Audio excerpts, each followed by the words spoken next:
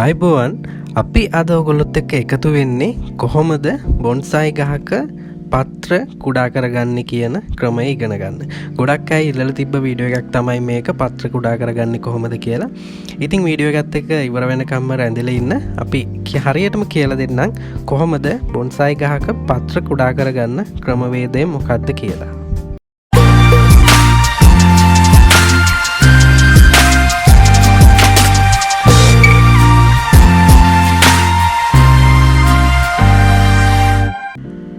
දැන් අපිට ඕන ගහ අපි උස්සගෙන ඇවිල්ලා තියෙන්නේ අපිට ඕන තැනට. දැන් ඔයගොල්ලන්ට පේනවා මේ අලුතින් වර්ධනය වෙච්ච අතු කීපයක් තියෙනවා. මේ අලුතින් වර්ධනය වෙච්ච අතු තමයි මේ තියෙන්නේ. ඒ වගේ පත්‍රවල ප්‍රමාණය සාපේක්ෂව විශාලයි අලුත් අතු වල. බලා ගන්න පුළුවන් ඒ වගේ පරණ අතු වල තියෙන පත්‍ර කුඩායි. පරිණත පත්‍ර ප්‍රමාණයෙන් පොඩ්ඩක් පොඩි. එකෙන් ගොල්ලන්ට මං කියන්න හදන්නේ බොන්සායි වල පත්‍ර කුඩා කරන පළවෙනි ක්‍රමවේදය විදිහට මම පෙන්නන්නේ කප්පාදුව. මේ කියන්නේ අලුතෙන් වර්ධනය වෙන අංකුර නිතර කප්පාදු කිරීමෙන් අපිට පුළුවන් පත්‍ර කුඩා කරගන්න. මේ ක්‍රමය තමයි මම දැන් පෙන්නන්නේ ඔයගොල්ලන්ට. මෙතෙන් දැන් මම කරන්නේ අපේ බොන්සායි ශාකේ අපි එක්තරා රූපාකාරයකට අනුව වයර් කරගෙන තියෙන්නේ මම. ඒ වයර් කරපු ඒවට අමතරව අනවශ්‍ය විදියට දැන් අතු වර්ධනය වෙලා තියෙනවා. තැනින් එක එක විදිය අතු ඇවිල්ලා තියෙනවා. මම අන්නේ අතු ටික අයින් කරගන්න තමයි දැන් මේ හදන්නේ. ඒ වගේ අතු ගොඩාක් ඇවිල්ලා තියෙනවා පහුගිය දවස්වල. ටිකක් වර්ෂා සහිත කාලයක් තිබුණ නිසා ගහේ දළු දාලා අලුතෙන් ගොඩක් අමතර අතු ඇවිල්ලා තියෙනවා. අන්නේ අතු ටික මුලින්ම අපි අයින් කරගන්න ඕනේ ගහේ හැඩය මතුවෙන විදියට. ඒ කියන්නේ අපි මුලින්ම කම්බියොත්තලා මේකේ හදාගත්ත ස්තර ටික මතුවෙන විදියට අපි මේ අමතරව හැදිච්ච දළු රිකිලි ටික කපලා ඉස්සෙල්ලා මුල් තිබිච්ච හැඩයට මේක ගන්න ඕනේ. ඊට පස්සේ තමයි අපි අර මං කියපු පත්‍ර කුඩා කරන කප්පාදුව සිද්ධ කරන්න පටන් ගන්නෙ. මුලින්ම අපි මේ විදියට වටේම තියෙන පත්‍ර ටික අමතරව වෙච්ච රිකිලි ඔක්කොම අයින් කරනවා.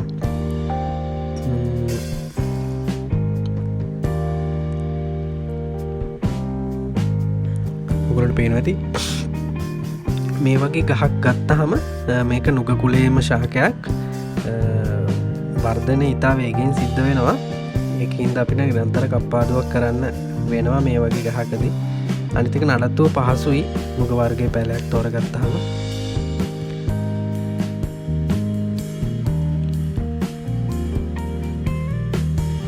ටික අපි හිමීට ඔක්කොම අර විදියට වර්ධනය වෙච්ච අමතර රිකිලි ටික ඉවත් කරගන්න මේ විදියට.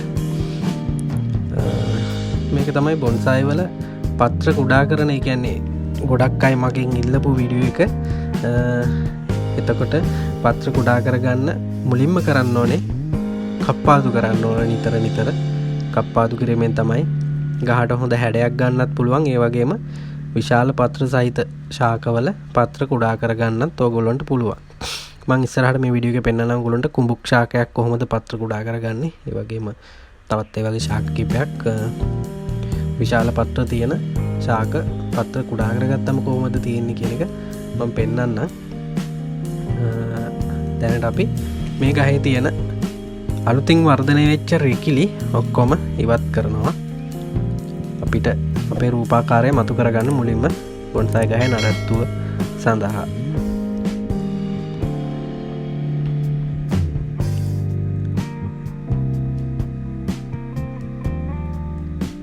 මේ විදියට අපි දැන් අලුතින් වර්ධනය වෙච්ච රිකිලි බොහෝම ප්‍රමාණයක් අයින් කරගත්තා මේ විදියට. ඒගොල්ලන්ට යම් තරමකට හැඩය පේනවා ඇති. ඒත් පොඩ්ඩක් හැඩය පැහැදිලි අපේ අතු දිග වැඩි නිසා. මේ තියෙන අපි කපලා අයින් කරගනිපු ගහේ අතු ටික. මේ අතු ටික අපිට ඕනම් පැල කරගන්නත් පුළුවන්. ඔන්න අපිට විසි කරලා දැම්මා. ඔයගොල්ලන්ට පැල කරගන්නත් පුළුවන් ඒ අතු ටික අරගෙන.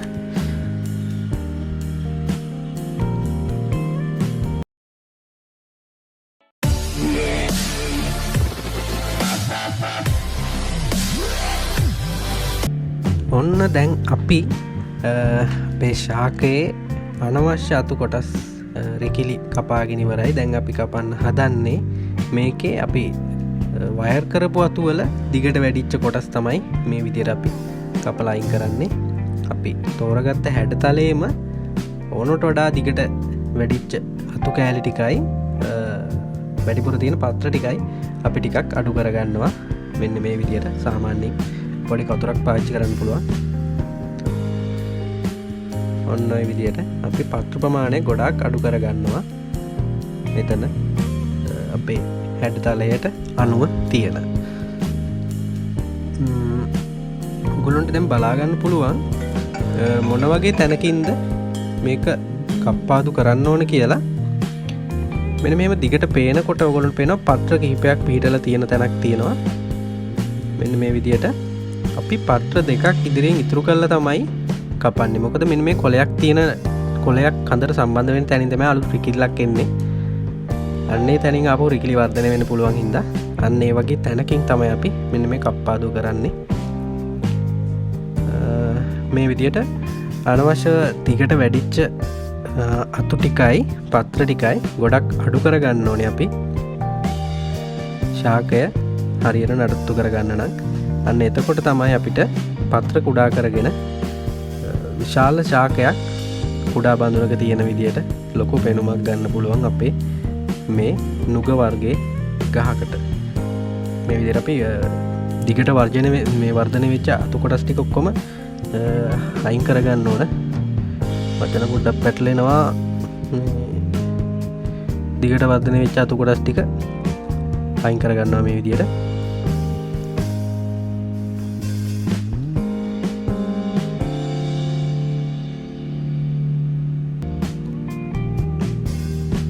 හරි. ඔයගොල්ලන්ට දැන් පේනවා මෙතන ලොකු පත්‍රයකුයි කුඩා පත්‍රයකුයි දෙකක් තියෙනවා. මෙන්න මේ ලොකු පත්‍රය තමයි අලුත් පත්‍ර. කුඩා පත්‍රය ගහේ තිබිච්ච පරණ පත්‍රයක්. ඒකෙන් ඔයගොල්ලන්ට ගොඩක් පැහැදිලි ඇති මේ ගහේ පත්‍ර පරණ වෙන තරමට කප්පාදුවෙන් පත්‍ර කුඩා වෙලා හිටියේ. මෙන්න මේ විදිහට තමයි අන්තිමට පත්‍ර ඉවත් කරගනිපු අපේ බොන්සයි ගහ ඔයගොල්ලන්ට පේන්නේ. ඔයගොල්ලන්ට පේන ඇති 80ක් විතර පත්‍ර ඉවත් කරගෙන තමයි තියෙන්නේ දැන්. ගහේ පත්‍ර ගොඩාක් අඩු කරගෙන තියෙන්නේ. දැන් අපේ හැඩතලය තරමක් පැහැදිලිව පේනවා. මෙන්න මේ විදිහට මේ තමයි පත්‍ර කුඩා කරගන්න ක්‍රමයක්. පත්‍ර අලුතෙන් එනකොට ඒවා ඊළඟට කුඩාවට එන්නේ. හරිම දුකයි. මෙන්න එක අත්තක් මැරිලා තියෙනවා. එක අත්තක් නෙවෙයි අතු දෙකක් මැරිලා තිබුණා. අපි දැන් ඒ අතු කොටස ඉවත් කරගන්න වෙනවා. අපි මේ මැරුණු අතු කොටස ඉවත් කරගන්න මේ විදිහට කටරඬුවකින් කපලා දැන් ඔයගොල්ලන්ට පේනවා එතන ඉහළට ගමන් කරන අත්තක් නෑ. අත්ත පැත්තට තමයි වර්ධනය වෙන්නේ. ඒ අපි ඉහළට ගමන් කරපු කොටසේ තමයි මැරුණේ. ඒ හින්දා අපි දැන් මේ කොටස ඉහළට හරව ගන්න වෙනවා. මොකද අපිට මුදුනක් තියෙන්න ඕනේ. ඒ කියන්නේ බොන්සයි ගහේ මුදුන අපි හදා ගන්න ඕනේ. ඒ හින්දා අපි මේ අත්ත ඉහළට හරවනවා. මේකේ මුදුන හදා ගන්න අවශ්‍ය වෙන හින්දා. හරි. ඒ වගේම තව අත්තක් තිබුණා මේකේ. ඒ වගේ මැරුණ අත්තක් අපි අත්තත් අයින් කරගමු. තාම අපි මේක බොන්සයි පොට් එකකට දාලත් නැහැ. තාම පුහුණු කරන ගහක් හින්දා මෙහෙම අත්තක් මැරුණට කලබල වෙන්න දෙයක් නැහැ. මොකද අපිට අපහු ඒක හදාගන්න පුළුවන් හැඩය වෙනස් කරලා හරි කොහොම හරි ඒක හදාගන්න පුළුවන්. කලබල වෙන්න එපා. ඒ විදිහට පුහුණු කරන කාලේ පොඩි අත්තක් මැරුණට.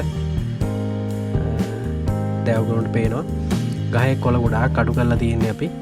මේ වගේ ඊළඟට එන කොළ මීට වඩා පුංචියට තමයි එන්නේ. ඊට අමතරව විශාල කොළ එනවා නම් එන්නේ අලුතෙන්ම එන රිකිඩි වලින් එන ඒවා තමයි. අපි අර මුලින්ම කපලා අයින් කරපු විදිහ ඒ වගේ අපි නිතර කපලා අයින් කරන්න ඕන. අනිත් එක තමයි මේ පත්‍රවලත් වැඩිපුර දිගට වර්ධනය වෙන කොටස් නිතර අපිට කප්පාදු කරලා ගහ එකම මට්ටමකට තියාගන්න සිද්ධ වෙනවා. ඔයගොල්ලෝ මෙතන පේනවා ඇති පැත්තට යන අත්තක් වයර් කරලා තියෙන විදිය. අත්තක් නැමෙනකොට ඒකේ උත්තල පැත්තෙන් තමයි අනිත් අත්ත ඇවිල්ලා තියෙන්නේ. ඒ විදියට අපි තලයක් විදියට අතු ටික අරගෙන තියෙනවා. මම හිතනවා ඔයගොල්ලන්ට පැහැදිලි වෙන්නේ නැති මෙන්න මේ පත්‍ර ඉවත් කරගන්න විදිය ගැන. ඔව් මම එක අත්තක් මෙතන ඉතුරු කරගත්තා අපේ ගහට ප්‍රයෝජනවත් වෙයි කියලා අලුත් අත්තක් හදාගන්න මම ඒක ඉතුරු කරගත්තා. අපි ඒක මැදින් කපලා ඒකෙත් තව පැත්තෙන් අතු වටේට වර්ධනය කරගෙන බලමු අපිට ඒකෙන් මොකක් හරි වැඩක් ගන්න පුළුවන් වේද කියලා. මේක තව ටිකක් ලස්සන කරගන්න ඉස්සරහට පුහුණු කරගෙන යනකොට අපි බලමු කොහොමද ඒ අත්තෙන් මේ ගහට තව ලස්සනක් ගන්න කියලා. හරි මම දැන් පෙන්වුවේ ඔයගොල්ලන්ට බොන්සායි වල පත්‍ර කුඩා කරන පළවෙනි ක්‍රමය තමයි නිරන්තර කප්පාදුව. ඒක තමයි මෙතෙන්දි ඔයගොල්ලන්ට මම පැහැදිලි කරලා පෙන්වුවේ. මම හිතනවා ඔයගොල්ලන්ට පැහැදිලි ඇති කියලා. පැහැදිලි නැති තැනක් තියෙනවා නම් පල්ලෙහා කමෙන්ට් සෙක්ෂන් එකේ දාන්න. මේ පළවෙනි ක්‍රමේ ඊළඟ ක්‍රමේ අපි දැන් බලමු.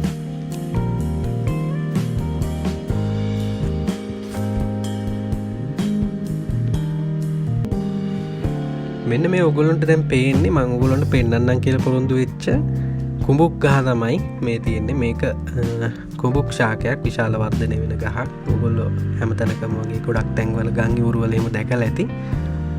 මේ කුඹුක් ශාකයේත් දැන් පත්‍ර ගොඩාක් කුඩා වෙලා තියෙන්නේ. ගොඩක් කප්පාදුවට ලක් කරලා තියෙන්නේ. මම මේ ගහ දැන් කාලයක් තිස්සේ පුහුණු කරන ගහක්. මේ මෙන්න මේ පත්‍රයත් තරමක් විශාලයි. හැබැයි ඇත්ත විශාල කුඹුක් ගහක් ගත්තොත් මේ පත්‍රය අපේ අතකටත් වඩා ගොඩක් ලොකුයි. නමුත් මෙතෙන්දී මේ පත්‍රය ටිකක් කුඩා වෙලා තියෙනවා.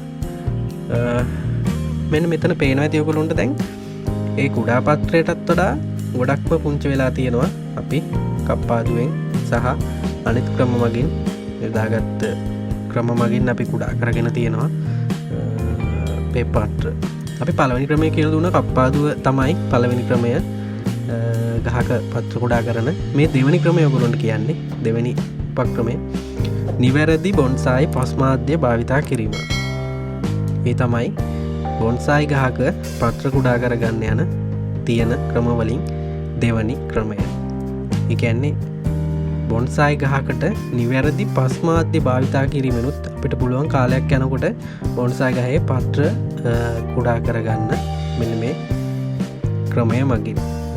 මෙම හරියටම හරිම බොන්සායි මාධ්‍ය ලංකාවට ගැලපෙන බොන්සායි මාධ්‍ය හදාගන්නේ කොහොමද කියලා අපේ වීඩියෝ එකක් තියෙනවා beauty agriculture අපේ channel එකේ බලන්න. ඒ වීඩියෝ එක බලලා ඔයගොල්ලන්ට පුළුවන් හරිම බොන්සායි මාධ්‍ය හදාගන්න. එහෙනම් මේ පෙන්නුවේ බොන්සායි ගහක පත්‍ර කුඩා කරන දෙවැනි ක්‍රමය. ඊළඟට තුන්වෙනි ක්‍රමය මම දැන් ඔයගොල්ලන්ට පෙන්නන්නම්.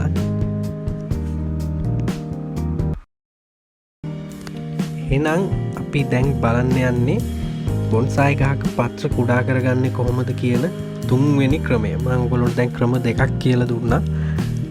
මේ තියෙන්නේ තුන්වෙනි ක්‍රමය. තුන්වෙනි ක්‍රමය තමයි හොඳ හිරු එළිය.